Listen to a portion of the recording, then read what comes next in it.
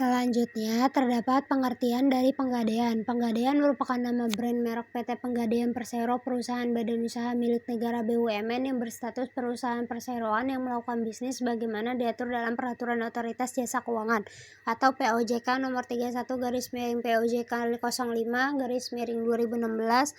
Bahkan nama dan logo Penggadaian telah tercatat sebagai hak atas karya intelektual PT Penggadaian Persero sejak tahun 2009 dan telah diperpanjang pada tahun 2019 untuk 10 tahun ke depan. PT Penggadaian Persero, pemilik brand merek Penggadaian, adalah perusahaan BUMN yang dibuka pertama kali di Sukabumi pada tanggal 1 April 1901.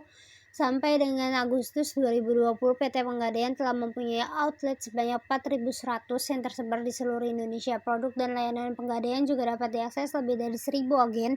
Penggadaian juga telah mengembangkan layanan secara elektronik dengan aplikasi Penggadaian digital yang dapat diunduh di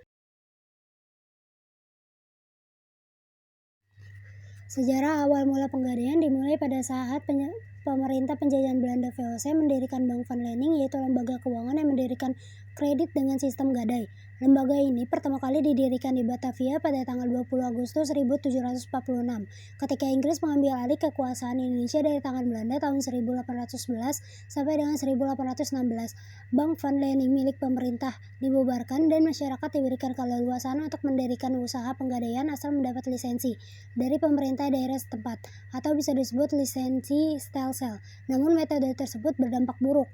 Pemegang lisensi menjalankan praktik rentenir atau lintah darat yang dirasakan kurang menguntungkan pemerintah berkuasa Inggris. Oleh karena itu, metode lisensi Stelsel diganti menjadi Pat Stelsel, yaitu pendirian penggadaian diberikan kepada umum yang mampu membayarkan pajak. Pada saat Belanda kembali berkuasa, pola atau metode Pat Stelsel tetap dipertahankan dan menimbulkan dampak yang sama di mana pemegang hak ternyata banyak melakukan penyelewengan dalam menjalankan bisnisnya. Berdasarkan hasil penelitian tersebut, pemerintah Hindia Belanda mengeluarkan Statblad atau STBL nomor 131 tanggal 12 Maret 1901 yang mengatur bahwa usaha penggadaian merupakan monopoli pemerintah, dan tanggal 1 April 1901 didirikan Penggadaian Negara pertama di Sukabumi, Jawa Barat. Selanjutnya, setiap tanggal 1 April diperingati sebagai hari ulang tahun Penggadaian. Pasca Perang Kemerdekaan, kantor jawatan Penggadaian kembali lagi ke Jakarta dan Penggadaian kembali lagi dikelola oleh pemerintahan Republik Indonesia.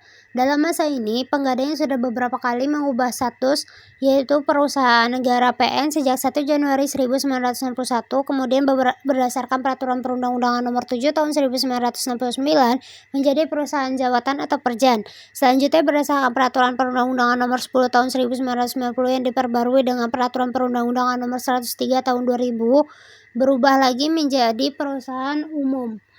Terus kemudian pada tahun 2011 terjadi perubahan status, yakni Perum menjadi perseroan yang telah ditetapkan dalam Peraturan Perundang-undangan Nomor 51 Tahun 2011 yang ditandatangani pada 13 Desember 2011. Perubahan tersebut lebih efektif setelah anggaran dasar diserahkan ke pejabat pemerintah yaitu pada tanggal 1 April 2012. Tujuan dari Penggadaian itu sendiri, yang pertama, mengikuti pelaksanaan dan program pemerintah di bidang ekonomi melalui penyaluran pinjaman uang atas dasar hukum gadai. Yang kedua, mencegah praktik penggadaian gelap atau pinjaman tidak wajar lainnya. Yang ketiga, ada gadai syariah, memiliki efek jaringan pengamanan sosial, yaitu peminjaman bebas bunga, sehingga masyarakat yang butuh dana mendesak tidak lagi terjerat di pinjaman berbasis bunga. Selanjutnya ada membantu orang-orang yang membutuhkan pinjaman. Selanjutnya ada barang-barang yang dapat digadai. Yang pertama ada barang perhiasan, yang kedua ada perhiasan yang terbuat dari emas, perak, platina, intan, mutiara, dan batu mulia. Yang ketiga ada kendaraan seperti mobil, sepeda motor, dan lain-lain. Yang keempat ada barang elektronika seperti kamera, radio, televisi, freezer, dan lain-lain. Yang kelima ada barang rumah tangga seperti barang dapur, perlengkapan makanan, dan lain-lain. Yang keenam ada mesin. Yang ketujuh ada tekstil. Dan yang ke-8 ada barang-barang lainnya yang dianggap bernilai oleh Perum Penggadaian itu sendiri.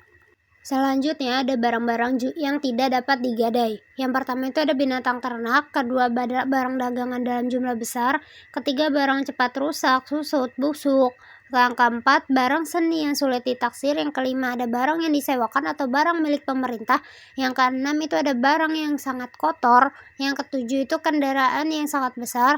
Yang kedelapan itu barang yang mudah terbakar.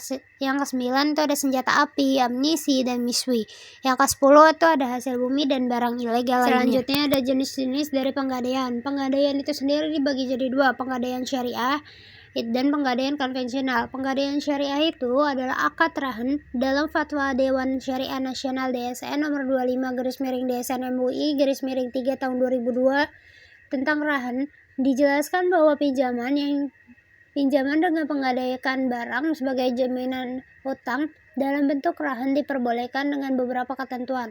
Yang pertama itu ada murtahin, barang penerima barang, marhon dan manfaat tetap menjadi milik rahin. Terus pemeliharaan dan penyimpangan marhun.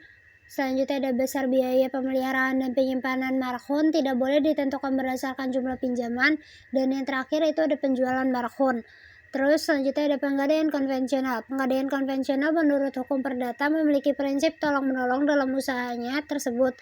Keuntungan penggadaian adalah bunga dan biaya administrasi. Peminjaman atau debitur dari penggadaian juga harus menyerahkan harta benda bergerak yang bisa digadaikan atau dijaminkan. Selanjutnya terdapat perbedaan penggadaian syariah dan penggadaian konvensional. Kalau penggadaian konvensional yang pertama itu didasarkan pada peraturan pemerintahan nomor 103 tahun 2000, sedangkan penggadaian syariah didasarkan pada peraturan perundang-undangan pemerintah nomor 103 tahun 2000 dan hukum agama Islam. Yang kedua ada biaya administrasi berdasarkan presentase golongan. Penggadaian syariah itu biasanya biaya administrasi menurut ketetapan berdasarkan golongan barang. Yang ketiga ada lamanya pengembalian pinjaman lebih dari perjanjian barang gadai dilelang kepada masyarakat. Sedangkan penggadaian syariah itu dilihat dari lamanya pengembalian pinjaman lebih dari akad barang gadai nasabah dijual kepada masyarakat. Yang keempat, kalau konvensional itu sewa modal dihitung dengan persentase dikali uang pinjaman, sedangkan syariah itu biasa simpanan dihitung dengan konstanta dikali taksiran.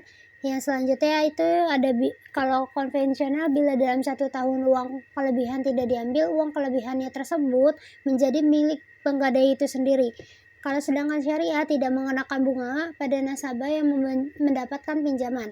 Terus selanjutnya ada uang kelebihan atau UK sama dengan hasil lelang dikurangin uang pinjaman ditambah biaya sewa ditambah biaya lelang. Sedangkan yang kod syariah uang kelebihan UK itu sama dengan hasil penjualan dikurang uang pinjaman ditambah jasa penitipan ditambah biaya penjualan. Selanjutnya terdapat manfaat dari penggadaian. Yang pertama itu memperoleh uang yaitu pada hari itu juga. Hal ini disebabkan prosedurnya yang tidak berbelit-belit. Yang kedua ada persyaratan yang sangat sederhana sehingga memudahkan konsumen untuk memenuhinya. Yang ketiga itu ada pihak penggadaian tidak mempermasalahkan uang tersebut untuk apa, jadi sesuai dengan kehendak nasabahnya tersebut.